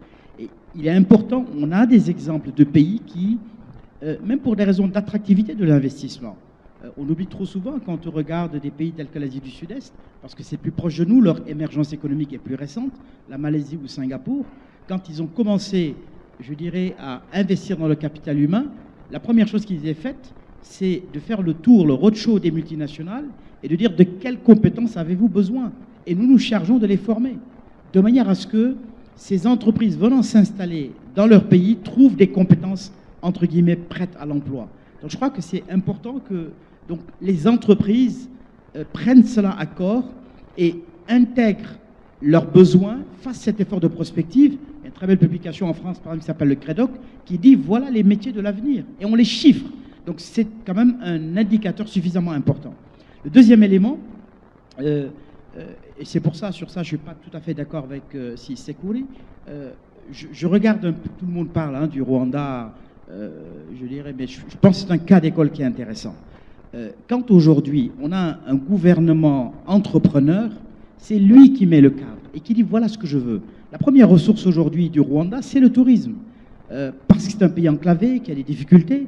Donc le gouvernement a mis en place ce qu'il faut pour qu'on valorise justement la formation professionnelle. Par exemple, dans le secteur du tourisme, eh bien, quand il y a une orientation qui se fait une fois que les gamins sont bacheliers, eh bien, dans la pondération, on va valoriser ceux qui veulent aller vers des métiers justement du tourisme plutôt que vers d'autres formations en sociologie, en anthropologie, etc., quel que soit leur intérêt par ailleurs. Et je crois que ça, c'est important, et c'est ça un gouvernement entrepreneur qui parle le même langage que le privé, puisque c'est lui le premier recruteur, je dirais, en termes de création d'emplois. Donc, troisième point sur la question du tout-terrain. Je voulais juste dire que je suis tout à fait d'accord avec vous, sauf que moi, je parlais du Maroc. Voilà. Donc, je suis tout à fait d'accord avec vous. On est dans les benchmarks, c'est pour ça que je donne des exemples. Je parlais du cas du Super. Rwanda, c'est peut-être l'Éthiopie également. Donc je crois que c'est intéressant de partager ces Cette benchmarks. idée de tout terrain a suscité un débat et je donnerai tout de suite, tout à l'heure, à Riah Rizlen un petit peu la parole. Alors, C'est la à question lui. du tout-terrain, on a également des cas. Et c'est la raison pour laquelle, quand je disais la diaspora, c'est le meilleur des deux mondes, quand elle a l'humilité qu'il faut, eh bien, on a vu des structures portées par des Africains. Je ne fais pas de la publicité, mais quand on prend un cabinet comme Afrique Search, qui était en avance sur son temps, il y a 20 ans, a créé le premier cabinet en France avec pour objectif de mettre une main-d'œuvre de qualité à travers la diaspora pour remplacer, entre guillemets, des expatriés français, belges, etc., en offrant des salaires relativement moins élevés, c'est un fait, mais en démontrant à ces entreprises-là que vous allez avoir du capital humain bien formé à Londres, Paris, etc., qui a une meilleure intelligence culturelle de son environnement et des territoires. Et ceux qui ont été recrutés comme ça, à Paris, Londres, Bruxelles ou ailleurs, ne sont pas forcément revenus dans leur pays d'origine. Et c'est ça que ça veut dire. C'est que même ces individus, quand ils ont occupé des postes au niveau des multinationales, à Nairobi sans être Kenyan, au Togo sans être Togolais, eh bien justement, ont développé cette intelligence culturelle, multiculturelle, et qui a donné des résultats, je dirais, d'excellentes factures. Mais aujourd'hui, notre sujet, c'est également qu'il nous faut l'émergence de champions africains, et on les voit venir. Au Maroc, on en a beaucoup. De plus en plus, on en voit sur le continent, NCA, EcoBank et que sais-je encore, où vous avez des talents fabriqués sur place. Et je crois que c'est ça le troisième level qu'il nous faut aujourd'hui massifier pour que définitivement la question de la génération et de la rétention des talents sur notre continent, eh bien, que nous la prenions sérieusement en charge. Merci, merci. Merci beaucoup. Oui, oui, je vous écoute, la régie. Oui, bien sûr. Info Express en direct et en live avec Anwar Al-Alaoui. Flash Info Express, effectivement, pour un souci de bonne organisation de cette fin de journée. Et comme vous le savez, vous avez été sur le programme informé qu'il y a un dîner de gala à l'honneur de la présence qui va être organisé au restaurant Malak Emerald qui est juste à côté de l'hôtel en haut du Boudabar. Et pour une bonne organisation, et comme nous avons sous-traité cette réception, c'est une agence qui gère ça complètement, l'accès au restaurant, il est uniquement sur présentation du carton d'invitation. Les cartons noirs qui vous ont été délivrés, pour les personnes qui n'ont pas encore reçu leur carton, au desk de la GEF qui est à l'entrée de l'hôtel, il y a toute l'équipe permanente de la GEF qui gère ça pour ceux qui n'ont pas encore reçu ou qui n'ont pas encore récupéré. Je répète, aucune personne ne sera acceptée sans ce carton d'invitation. On ne voudrait pas qu'il y ait des mauvaises surprises, mais je vous en prie, pour ceux ou celles qui ne l'ont pas encore récupéré, il y a le stand de la GEF à l'entrée de l'hôtel. Marois et les équipes vous attendent pour les récupérer. On vous réserve énormément de surprises. La journée n'est pas encore finie, on découvrira d'autres choses. Merci Simon et désolé. Merci, je redonne la parole à la régie. Merci Anwar. Donc vous avez compris, pas de carton, pas de soirée. Pas de, voilà. Voilà, tout à fait madame, vous avez bien compris. Soyez munis. Nous revenons sur le site, ici en direct. Et Rizlan voudrait intervenir très rapidement, Rizlan, sur le TTT. Vraiment, votre concept, Zakaria Arbi'i, a été unique et exceptionnel. Il faut le certifier. S'il vous plaît, Rizlan, mettez-vous un peu debout avec votre permission, avant de clore les choses de ce premier. Merci. En fait, je voulais juste, mais je pense que M. Gay a répondu déjà à ce que je voulais dire. Mais effectivement, aujourd'hui, ce qu'on attend des talents, c'est qu'ils doivent être agiles, avoir une capacité d'adaptation, être flexibles. Hicham a parlé aussi d'innovation, pouvoir apprendre rapidement. Donc un talent tout-terrain, oui, c'est ce dont on a envie, ça existe, puisqu'aujourd'hui, il a été prouvé que 75% de la réussite professionnelle est due à l'intelligence émotionnelle. Donc aujourd'hui, ce qu'on attend, c'est plutôt des talents et des compétences personnelles, et toutes les compétences techniques, on arrive à les acquérir. Donc, merci Rizlan, merci beaucoup de ta contribution. Mesdames, Mesdemoiselles et Messieurs, en mon nom personnel et au nom du comité d'organisation de ce 22e colloque, je remercie Alioune Gueye, Younes Kouri, Youssef Lahlou, Sophia Sebti et Hicham Zouanet. Dites-moi, quand je vous vois comme ça, je me dis que vous êtes très en forme. Super. Première question. Nous avons tous pris la décision de travailler ensemble. Non, vraiment, c'est nul, hein? Non, elle ne veut pas travailler ensemble, elle veut travailler toute seule. Super, c'est des choses qui arrivent. Dites-moi, vous voulez me faire plaisir? Chouïa, ça fait, hein? Moi, je me rappelle Jacques Brel. Jacques Brel disait, on a vu souvent rejaillir le feu de l'ancien volcan que l'on croyait trop vieux. Il est, paraît-il, des terres brûlées, donnant plus de blé qu'un meilleur avril. Et je retiens toujours cette question, ne me quitte pas, ne me quitte pas. Je creuserai la terre jusqu'après ma mort pour couvrir votre corps d'or et de lumière, et je ferai de vous des princesses et des princes si vous restez encore avec moi, et je vais vous dire la prochaine et serait sympathique. Parce que si jamais nous prenons une pause, nous allons au moins, quand je vous dis un quart d'heure, vous venez après une demi-heure. Est-ce que vous êtes d'accord? Et là, je veux entendre un tollé de sympathique. Ouais. Est-ce qu'on branche sur la plénière 2? Super, tout le monde, ah oui, démocratie, j'ai compris. Omar Ben Aini, come on.